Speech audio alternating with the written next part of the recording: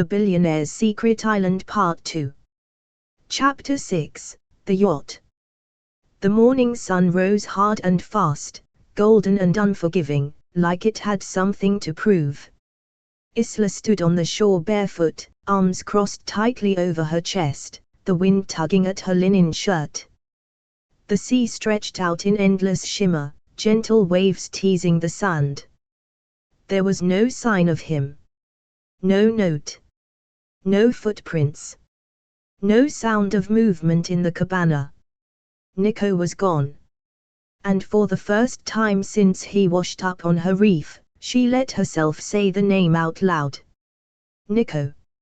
It felt foreign in her mouth, but natural. It fit him. Even if he'd never said it. She paced the beach, scanning for clues. A snapped palm frond. A trail. Anything. But the sand was smooth and untouched. Clean. Had he swum off in the night? Had someone taken him? Had he planned this? She shook her head. Her body still ached from the kiss. From what it had meant. Or what she'd let it mean. You idiot, she muttered to herself. You don't even know who he is. She kicked a stone into the surf. And that's when she saw it. On the horizon, a shape. Dark. Sleek. Moving fast across the water like a knife. At first she thought it was a yacht. Then she realized it wasn't just a yacht. It was a floating palace. Sleek black steel. Glass towers. 2 decks. Twin helipads. Polished chrome railings that reflected the morning sun in blinding streaks. The kind of vessel that didn't dock, it summoned ports into existence. It slowed as it neared the island, engines humming like a beast at rest. Isla took a step back. This wasn't a supply boat. She heard them before she saw them. The low whir of a motorboat approaching from the main yacht, slicing through the waves. 6 men aboard. Dark suits. Black gloves. Tactical sunglasses. Radios on their collars. Not Navy. Not police. Private security. Or worse. Her pulse spiked. They reached the shore fast. Too fast. One man jumped off before the boat stopped. Boots in the sand. A sleek earpiece in one ear. Square jaw. Smooth voice. Mrs. De Rossi. Isla blinked. I'm sorry, what? He took a step forward. We're here to escort you. She stepped back. I think you have the wrong person. He didn't even pause. Just turned his head and said into his mic. Target located. Acquired visual. Confirmed. She backed up. Hey. Wait, don't. 2 men stepped forward. Firm hands. No bruising. But no softness either. Hey. I said, let go of me. She twisted, kicked, but they lifted her like she weighed nothing. The man in charge kept walking beside them, perfectly calm. Where are you taking me? I'm not his wife. Protocol requires discretion. I'm not his. They pulled her into the boat. The luxury tender zipped back toward the yacht, slicing over waves. Salt sprayed her legs as she struggled in vain, glaring at the man beside her. You can't just grab people off beaches. We're under direct orders from Mr. De Rossi. She stopped fighting. What? Your presence is required aboard the Lupanera. The what? The family vessel. Her heart beat faster. Did you say? De Rossi. He nodded once. Mr. Nico De Rossi awaits you. The moment the boat neared the yacht, the size of it became overwhelming.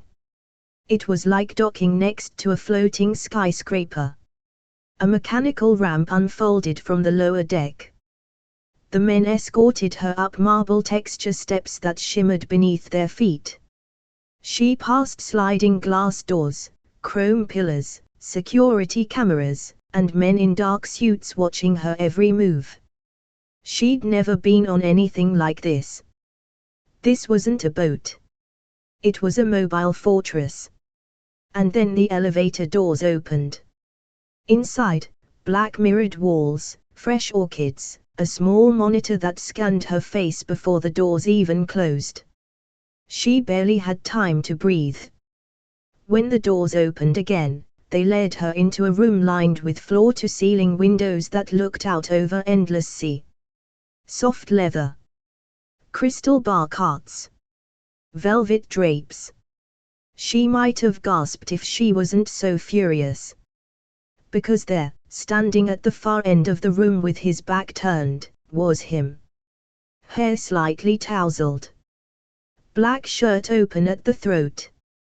One hand in his pocket. The other holding a glass of something amber and expensive. He turned slowly. Smiled. Isla. She stared. You missed me. She marched forward and slapped the glass from his hand. It shattered across the floor in golden shards. You kidnapped me. Nico raised a brow. Technically, I rescued you. She stared at him. You let me think you were gone. You let me think. Her voice cracked. You kissed me. Then vanished. And now I'm being dragged onto a billionaire's yacht like some mafia bride. You said it, he murmured. Not me. Are you actually Nico De Rossi? He stepped closer. I am. She swallowed. You're not dead. No. You're not amnesiac. Not even close. Then what the hell was all of that? He met her gaze, direct, unreadable. A test. Her breath hitched. A what? I needed to know who you were. If I could trust you. If you were sent by someone else. You think I'm spying on you? I think nothing is accidental. Not anymore. She backed away from him, heart pounding. This is insane. He stepped toward her again, slow, deliberate. You saved my life, Isla. That wasn't part of the plan. He paused. His voice softened, dangerously. And neither was falling for you. She stopped. Her throat tightened. The words struck harder than she expected. She hated that she wanted them to be true. But in the corners of the room, the guards still watched. And somewhere below deck, a vault was being unlocked. Because now that Nico had her, the real games could begin. Chapter 7, A Deal with the Don.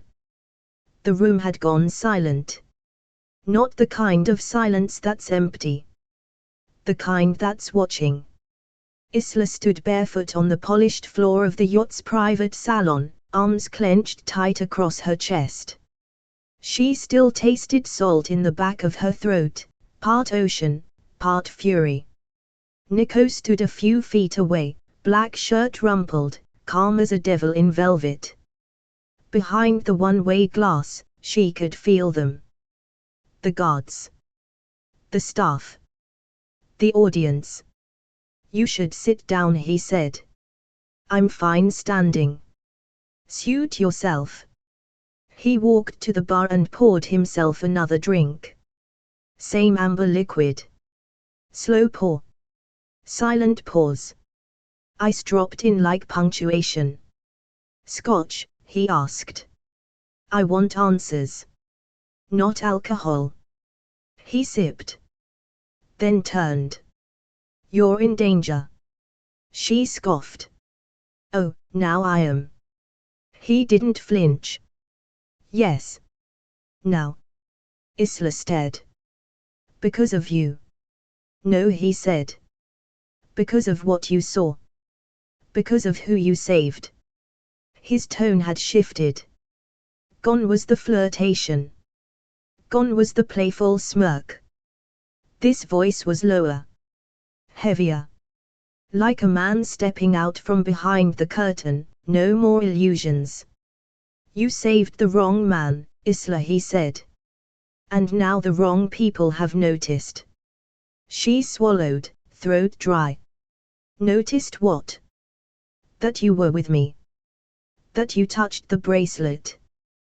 That you looked too close. Why does that matter? He stepped toward her. Slow. Controlled. Because the De Rossi name isn't a family. It's a power structure. A shadow empire. My death was agreed upon, orchestrated, and necessary for the balance to hold. The second they think I'm alive, deals collapse. Blood oaths break. Everyone starts asking questions. She blinked. You're saying, people will come after me, just because I saw you? Yes. And you think I'm just going to what? Hide in a room until they forget? No. Beat. I think you should stay beside me. He let that hang in the air. Then added. Publicly. Isla tilted her head. Meaning what? Nico set the glass down. Walked to the table. Pulled out a drawer. From it, he slid something small and gleaming onto the marble surface. A ring. Big. Flashy. Ice clear. A square-cut diamond surrounded by delicate smaller stones. Nothing subtle about it. Isla stared at it like it might detonate. You're joking. I'm not. That's an engagement ring. Yes. Are you proposing to me? No. He paused. Then smiled, faintly. I'm offering you a deal. The words hit her like cold water. She stepped back, lips parting, eyes locked on his. You want me to pretend to be your fiancé? He nodded once. Why? To protect you. She laughed. Bitter. Disbelieving. No. You want me to play house on a floating mafia yacht so you can run whatever underground empire you're part of without anyone asking questions. He said nothing. She moved closer. You used me. The moment I pulled you from that reef, you were already calculating this. Weren't you? No. But you considered it. He looked her dead in the eyes. I had to. She flinched. He didn't. You don't understand, he said softly. In this world, the safest woman is the one wearing a ring. Her voice cracked. That's not safety. That's possession. He stepped closer. That's survival. They stood inches apart now. She could smell the scotch on his breath. Something darker beneath it. She hated how familiar it felt. How long, she asked. Until the danger passes. You don't even know how long that will be. No, he said. But I do know this, if you leave now, they'll assume you're working for someone else. They'll question you. Hunt you. Use you to get to me. And they won't be as polite as I am. You think you're being polite now? I'm giving you a choice. She stared at the ring again. It was mocking her. Daring her. And what happens, she whispered, if I say no? He picked up the ring. Rolled it between his fingers. Then we'll give you a new identity. New name. Relocate you somewhere quiet. Where? Montenegro. Or Corsica. Maybe Nepal. She blinked. You're serious? He met her gaze. I'd rather not lose you. But I will if I have to. That stopped her. Lose. Not eliminate. Not discard. Lose. Like she mattered. She hated how deeply that word struck. Why me? She whispered. There was a pause. Then, Nico said the one thing she didn't expect. Because the night you pulled me out of the water. His voice softened. I didn't want to wake up. Her breath caught. I thought I was done. Ready to disappear. Everything I built, everything I lost, none of it mattered. I was ready to sink. Beat. And then I saw you. Just your face. In the water. You looked furious. And alive. A faint smile. I thought, damn. If I die now, I'm going to miss her completely. Isla's throat tightened. She turned away quickly, blinking back something she didn't want to name. Silence bloomed between them. Slow. Dense. Behind her, she heard him place the ring back on the table. No pressure. No closing statement. Just that quiet, loaded silence that said everything. You can choose. And once you do, there's no going back.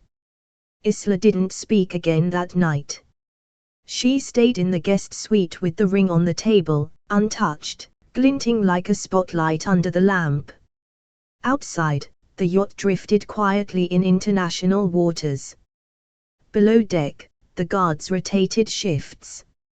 And in a dark room lined with screens, someone added her photo to a folder labeled Leverage, Active. Chapter 8, A Diamond in Disguise. The gown had no zipper. Just a line of delicate pearl buttons that started at the nape of Isla's neck and ran all the way down the curve of her spine, each one tighter than the last. A deep emerald green, not island green, but the kind of green that meant money and power and silent judgment. It shimmered with every breath she took. She stood in front of the full-length mirror inside the yacht's dressing suite, staring at her reflection like it was someone else. The woman looking back wasn't a scientist. She wasn't a girl who lived in dive gear and pulled half-dead men from the reef. This woman wore $30,000 worth of silk, cut with cruel precision. Her hair was swept into a low knot, sharp tendrils falling around her cheekbones like they'd been placed there with tweezers. She wore diamonds, real ones, nestled at her ears, glinting with every movement. She looked expensive. She looked dangerous. And entirely out of place. There was a knock. The door opened without her answering. Nico stepped in, dressed in an obsidian tuxedo with a crisp white shirt undone at the collar. No tie. Gold cufflinks. His hair combed back with a carelessness that only worked if you were born with a face like that. He stopped the moment he saw her. Something shifted in his expression. Not the usual smug flirtation. Not the cold calculation either. Just silence. Slowly, he stepped closer. You clean up nicely, he said, voice low. I didn't have much of a choice. His eyes flicked to the gown. I picked this one. She rolled her eyes. Of course you did. Don't pretend you don't like it. I like breathing, and I can't do that in this dress. He chuckled softly, eyes tracing her. That's the point. She looked at herself again, then at him. Why are we doing this? Because tonight's gala isn't optional. It's a signal. A signal to who? To everyone watching. He moved behind her and gently adjusted the diamond clasp at her neck. His voice brushed against her ear like velvet. If they think I'm in love, they stop asking who I'm loyal to. She stiffened slightly. And me? What do I get out of pretending to be the girl who tamed the mafia prince? Nico's eyes met hers in the mirror. There was a glint there, dangerous, amused, and unreadable. You get to stay alive. By the time they entered the upper ballroom deck, the gala was already in full swing. It was a vision of floating decadence, crystal chandeliers suspended over curved marble floors, a live string quartet playing something cinematic, and guests in suits and gowns worth more than small countries. Security hovered near the periphery, disguised in designer tailoring, but their eyes were military sharp. Everyone was drinking, smiling, murmuring behind champagne flutes, but beneath it all was a current of tension, thin and electric. This was not a normal rich people party.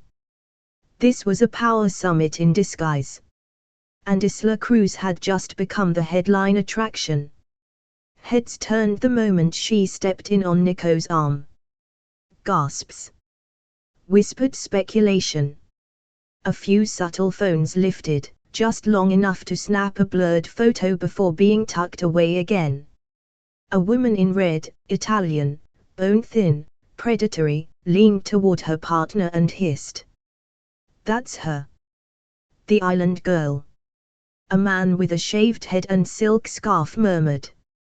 He brings her here after vanishing for 8 months. From across the room, another voice, amused. De Rossi always liked his secrets, but this is bold. Even for him. Isla felt it all. The stares. The smirks.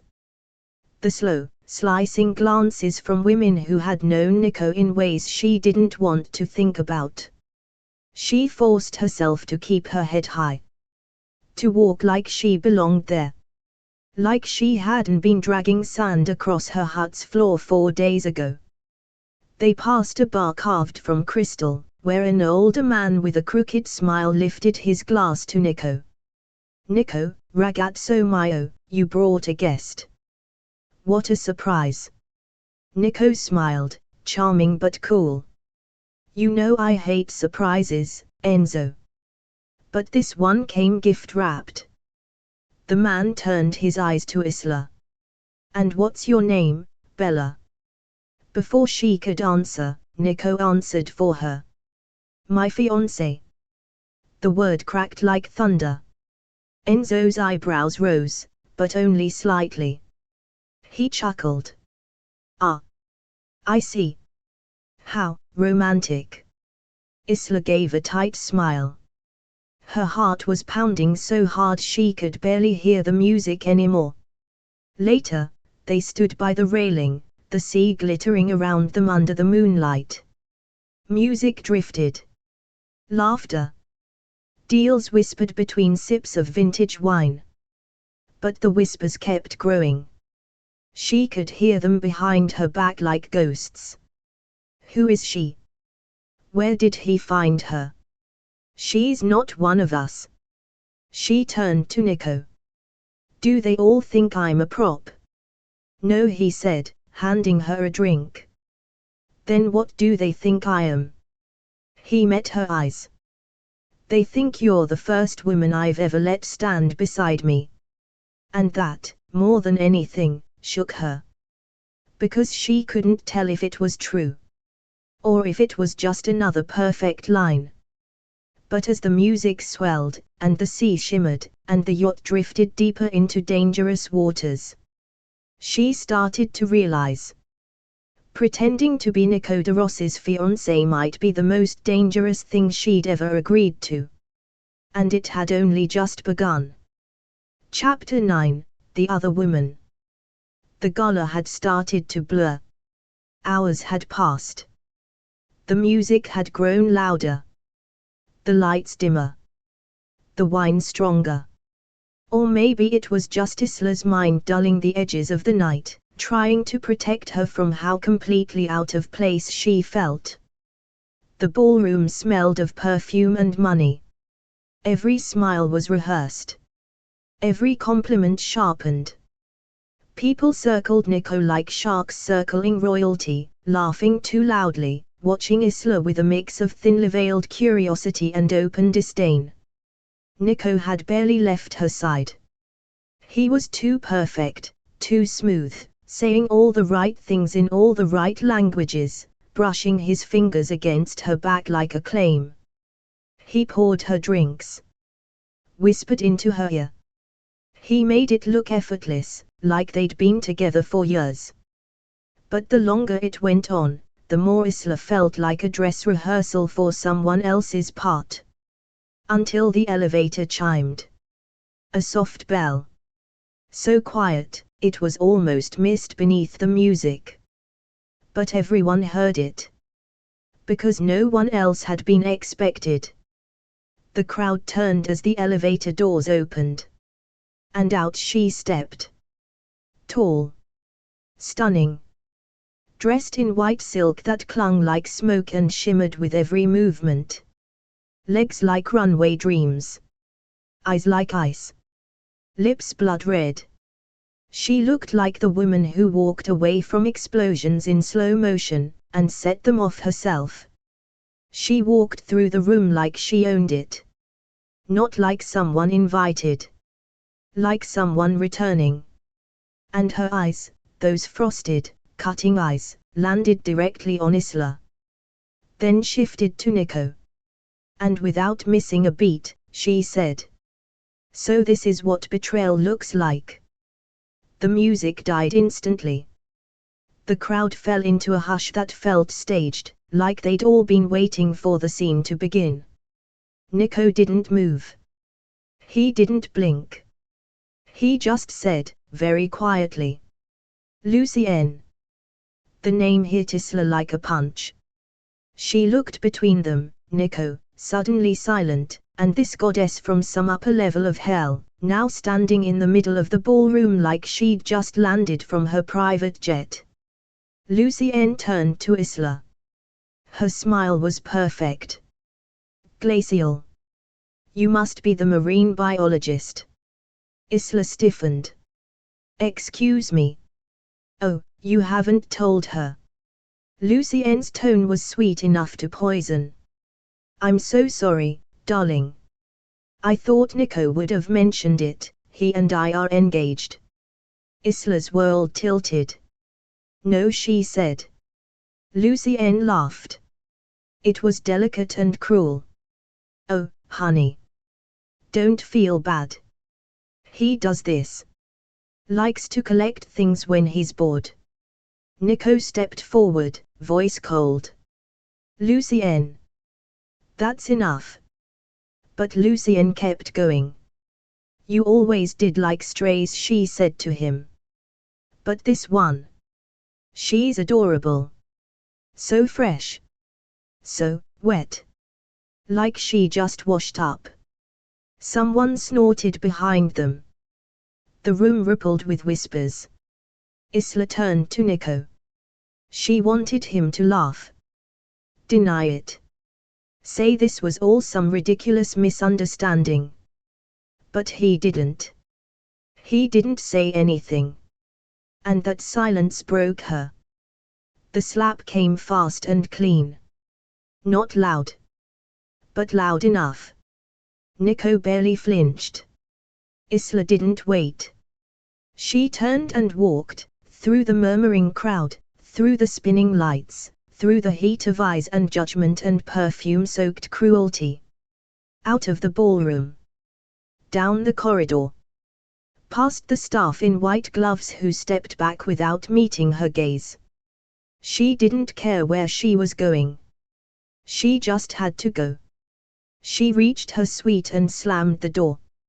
Her chest was heaving. Her hands were shaking. Her heart was burning with something so much worse than anger. It was humiliation. She ripped the earrings off, dropped the diamond bracelet on the floor.